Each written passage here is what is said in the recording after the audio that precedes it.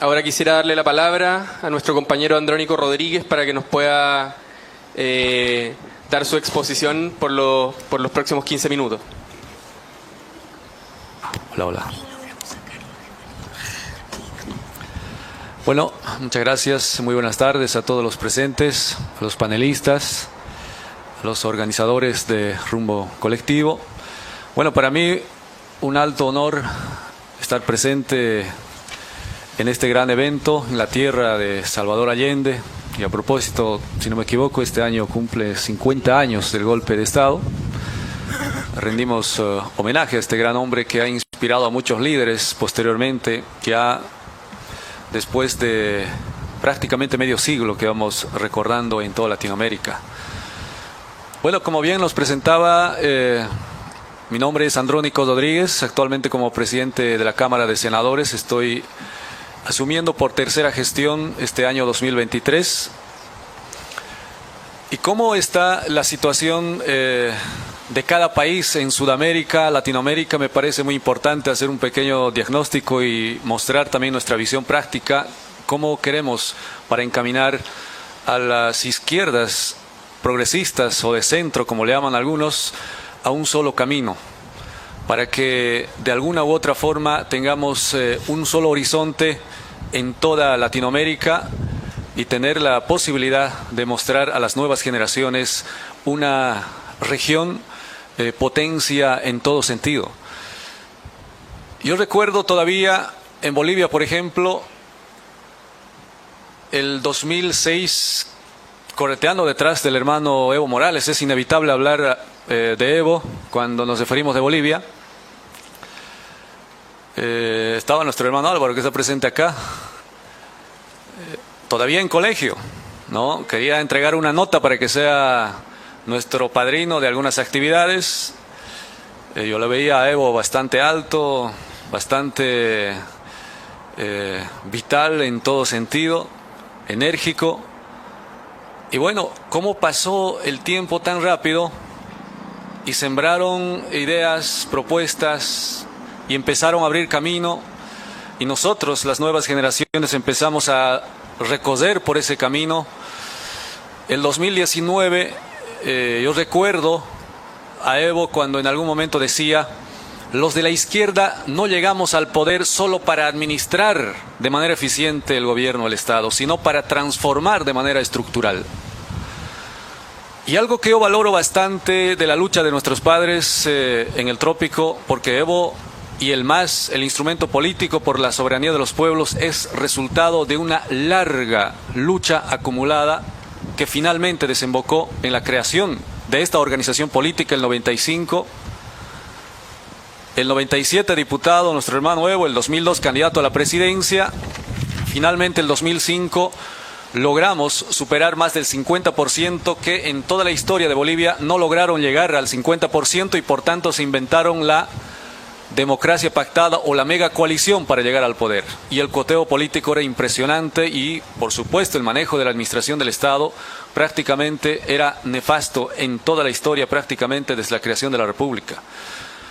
Y por eso yo siempre recuerdo a nuestro hermano Evo cuando decía: si el gobierno hubiera atendido las demandas del movimiento indígena, del campesino, de las organizaciones sociales, del movimiento popular, de repente Evo nunca hubiera sido presidente. Sin embargo, en ausencia del Estado, o más bien la presencia del Estado a punta de armas, y ustedes saben sobre la presencia de la DEA o de las Fuerzas Armadas de Estados Unidos en Chimoré, en Bolivia, han sido tan evidentes que han empezado a dominar prácticamente a los militares y policías desde este espacio, y cómo la gente del campo, los movimientos indígenas, se preguntaban el respeto a la soberanía. ¿Cómo es posible que un gobierno no cuide la soberanía, no haga respetar la soberanía? Que muchos no entendían qué era el término soberanía, pero se empezó a trabajar en una agenda desde el movimiento campesino indígena originario para saltar de la lucha sindical a la lucha electoral, que las inmensas movilizaciones campesinas, indígenas y movimientos sociales no podían hacer absolutamente nada, sino competían en el espacio electoral o en el terreno político. Y por tanto, se empieza a construir una agenda que en el trópico de Cochabamba siempre lo recuerdan nuestros hermanos ya de la generación de los 50 años, de los 60. Decían siempre que nosotros mismos, ¿por qué no nos gobernamos? ¿Por qué siempre de arriba y de afuera tiene que venir las recetas de la economía, de las políticas sociales, de las políticas públicas? ¿Y por qué no votamos para nosotros mismos, para gobernarnos nosotros mismos? Porque habían grupos de izquierda, Partido Comunista, Partido Socialista, grupos trotskistas, alineados al leninismo, marxismo, infinidad de grupos de izquierda que no podían unificarse. El movimiento campesino también dividido, la nación quechua y la nación aymara, y otros grupos que era casi imposible unificar desde los años 90 a 2000.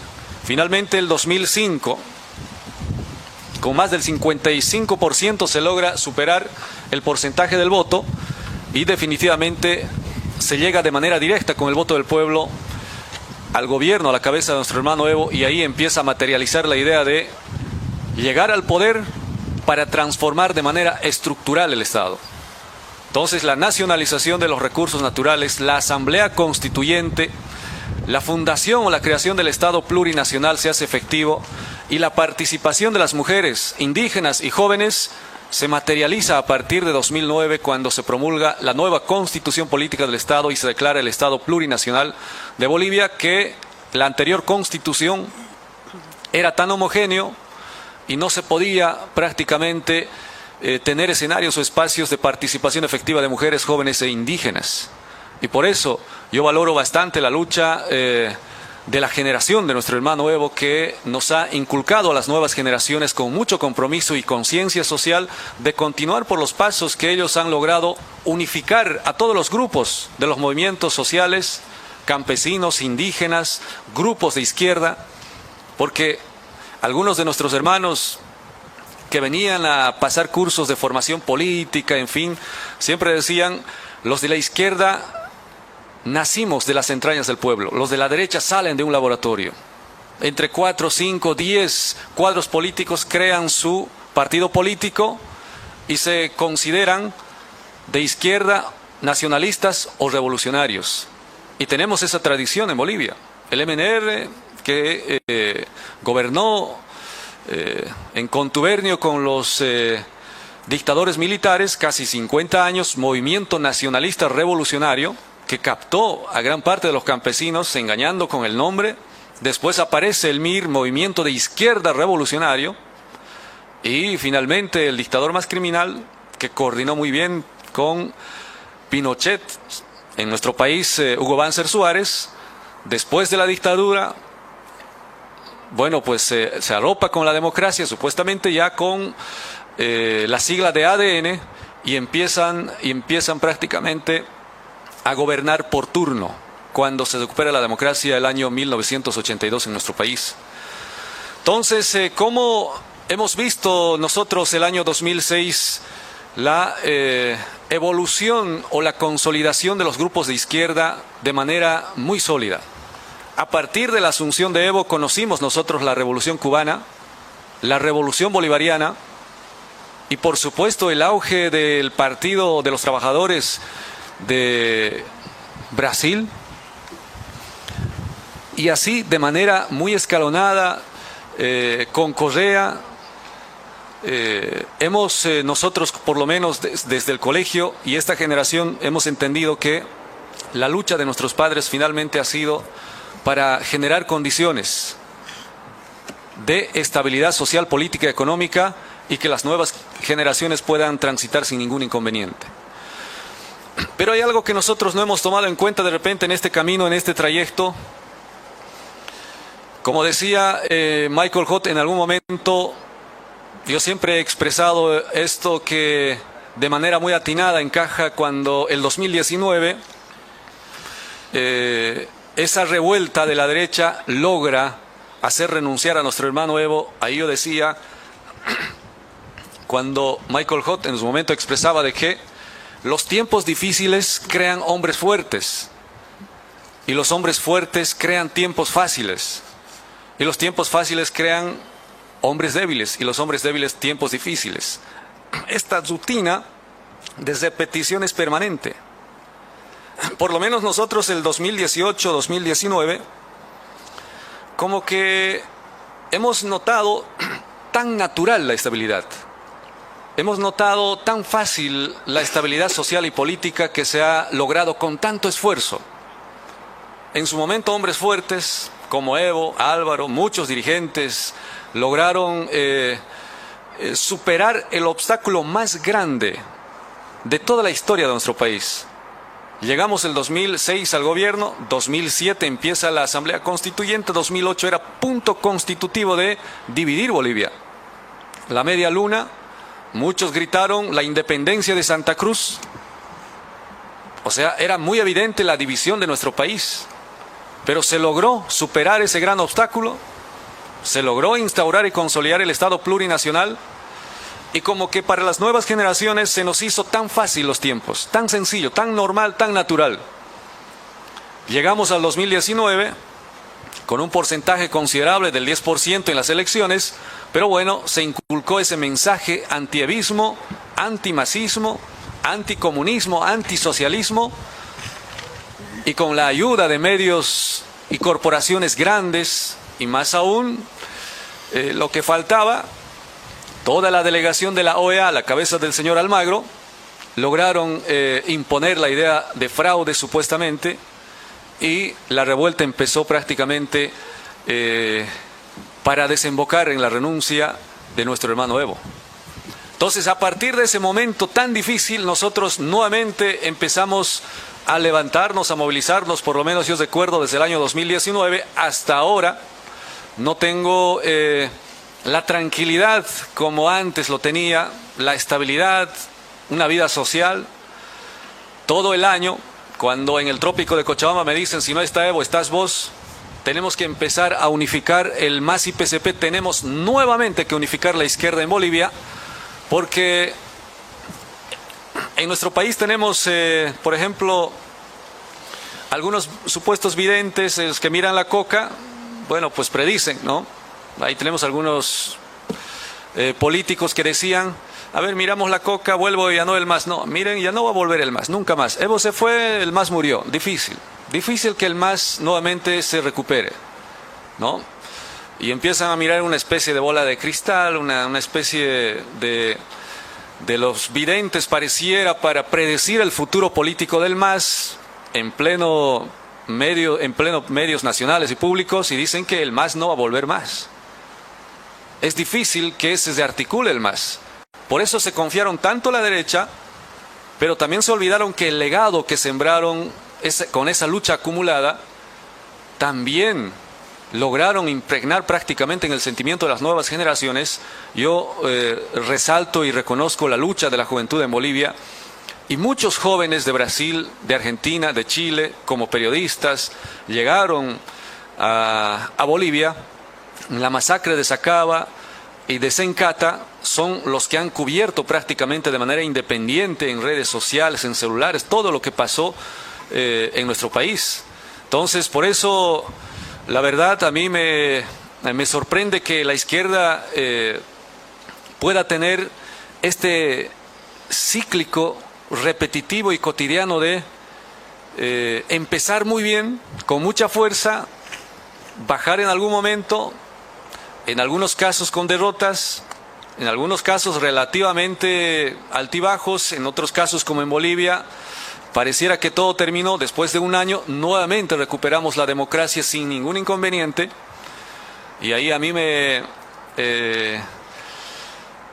sorprende la disciplina de las organizaciones sociales.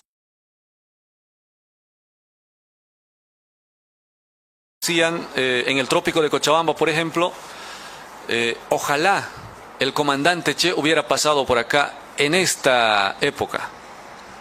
Tenemos que levantar las armas, tenemos que gritar revolución armada, porque así de fácil no vamos a lograr en elecciones. La gente tenía clara de que era muy difícil ganar en elecciones, aunque ganemos, ellos ya teniendo el poder hubieran tranquilamente direccionado a su favor y obviamente llega la pandemia, cada fecha de elección justo primero en mayo y sube el pico más alto de la pandemia, después agosto, justo en la fecha de las elecciones sube el pico más alto de la pandemia, pareciera que estaba sujeto al pico más alto de la pandemia a la fecha. Entonces, finalmente, con movilización impresionante en agosto, logramos consolidar a través de una ley de elecciones en octubre de 2020 y nuevamente, exactamente en un año, volvimos. Lo que nos quitó por la fuerza, recuperamos por la democracia. Entonces, por eso, con la experiencia que vivimos en Bolivia, de haber unificado a la izquierda, porque lo que pasó en 2019 es muy grave, ¿no? Muchos han debido hacer seguimiento. Cuando nuestro hermano Evo renuncia para salvar su vida, llega a México, después a Argentina, muchos dirigentes del MAS decían, bueno, era delito, pareciera delito ser del MAS. Agarraban el cuadro de Evo, concejales del MAS, lo tiraban al suelo, lo pisaban, o en todo caso públicamente renunciaban a ser militantes del MAS. Y a mí me acusaban muchos dirigentes que estaba dando falsas esperanzas de que Evo va a volver, de que el MAS va a volver. Procesos penales, hasta el momento por lo menos se contabiliza como 9 procesos penales, detenciones, bueno, mandamientos de apremio, ni siquiera del Poder Judicial, sino directamente el Ministerio de Gobierno. Ha sido escalofriante prácticamente un año de gestión de gobierno en nuestro país. Entonces, como hemos empezado a unificar nuevamente a los movimientos sociales, a las organizaciones sociales, yo digo siempre, tenemos que contar larga historia en poco tiempo. Entonces, creo, a nivel Latinoamérica, necesitamos empezar a apuntar a un solo objetivo. Siendo Sudamérica, todos hablantes hispanos, a excepción de Brasil, solo Brasil portugués, la Guyana. Europa tuvo que pasar guerras a gran escala, de derecha, de izquierda, culturas, idiomas, infinidad de diversidad que tiene en toda dimensión, en todo sentido, pero lograron unificarse. Y Sudamérica estaba avanzando muy bien UNASUR en su momento. Bachelet, Rafael, obviamente Lula, Evo, Chávez. Y de repente, nuevamente la oleada de la derecha empieza con Piñera, en fin, Macri, bueno, a nivel toda Sudamérica, y relegan nuevamente ese sentimiento de integración regional de la izquierda que siempre quiso llevar en alto, de los grandes libertadores de esta región, como de Bolívar, de construir la patria grande en nuestro continente, en esta región. Logramos llegar hasta cierto nivel, nos paralizamos, nuevamente intentamos, nos paralizamos. ¿Y cuándo se va a concretar o materializar esta integración regional? Yo siento y pienso que también se debe mucho a la voluntad de todos los grupos de izquierda en toda la región de Sudamérica. Por lo menos yo considero la región en este momento atraviesa una especie de redefinición, que considero una redefinición regional en 3 factores: el avance inevitable de la multipolaridad, y algo que considero yo en lo particular, de repente muchos no comparten, la aparición silenciosa de la derecha populista, que es más peligrosa que la derecha tradicional. En Bolivia utilizaron la religión, la Biblia, ¿no? Empezaron a utilizar los mismos métodos de la izquierda para empezar a persuadir a la popularidad, principalmente de las capitales, de los departamentos de nuestro país. El caso del bolsonarismo en Brasil no es menos, no es para menos. El grupo por ejemplo, de la derecha de Macri o el señor Milei de Argentina. Otros grupos de derecha que empiezan a utilizar algunos métodos de izquierda para constituirse prácticamente en un gobierno que empieza a abrazar nuevamente las necesidades populares. Y lo otro, evidente victoria, o en todo caso la reconstitución de gobiernos o presidentes de izquierda, progresistas o de centro. El caso de Boric, sin duda, la vuelta de Lula, el retorno a la democracia en Bolivia. En Ecuador estamos seguros que también se reencamina con mucha fuerza la revolución ciudadana. En Perú, lamentablemente, bueno, después de un año, una gran sorpresa para todos los sudamericanos y toda Latinoamérica. Lo que pasó es inexplicable. Prácticamente se ha logrado enceguecer, yo diría, al grupo de izquierda con los medios de comunicación, o pareciera que hemos actuado a la par de la agenda de los medios y de la derecha a nivel internacional. Pero bueno, hay un sentimiento fuerte también, consideramos seguramente acá nuestra compañera Verónica, que ha sido parte fundamental y clave para la victoria de la izquierda en Perú, pero la pronta derrota o la paralización de ese movimiento popular de la izquierda, ¿a qué se debe? Necesitamos entender y cómo a nivel Latinoamérica reencaminar en este sentido para apuntar a un solo objetivo. Es una gran responsabilidad ahora, por supuesto, de esta generación. Entonces, estos tres factores me parecen muy importantes para mí en lo particular, y empezar a trabajar para un solo objetivo, horizonte, que valoro a Rumbo Colectivo que hayan organizado, y esperemos que esto se pueda expandir, irradiar en otros países, y de este escenario, de este espacio, podamos contribuir a la unidad práctica de la izquierda latinoamericana, más aún pensando en Sudamérica, teniendo el litio en Bolivia, Argentina y Chile. Podemos definitivamente constituir a Sudamérica al nivel de Europa o del norte de nuestro continente. Entonces creo y pienso definitivamente es cuestión de voluntad, de trabajo, de constancia y compromiso de todos los militantes de izquierda latinoamericana, empezar a reencaminar este objetivo. Entonces, bueno, para finalizar, considero yo que debemos escribir la historia ya no desde nuestras decepciones y derrotas o frustraciones, sino desde nuestras identidades y desde nuestros triunfos. Desde el año 2000 tenemos una evolución impresionante de la izquierda hasta el año 2020, con ciertos altibajos, pero creo que es importante considerar y tomar en cuenta y tener siempre presente la autocrítica en todo espacio, y por supuesto que el rol del militante de la izquierda debe ser siempre asumir con mucha responsabilidad los errores y defender con mucha vehemencia los aciertos. La izquierda tiene más aciertos, más virtudes que la derecha, y debemos estar conscientes de ello, que hasta el momento se hizo bastante por nuestro pueblo a través de los diferentes gobiernos progresistas en toda Latinoamérica. Muchísimas gracias, querido hermano. Muchas gracias a todos. Muchas gracias, Andrónico.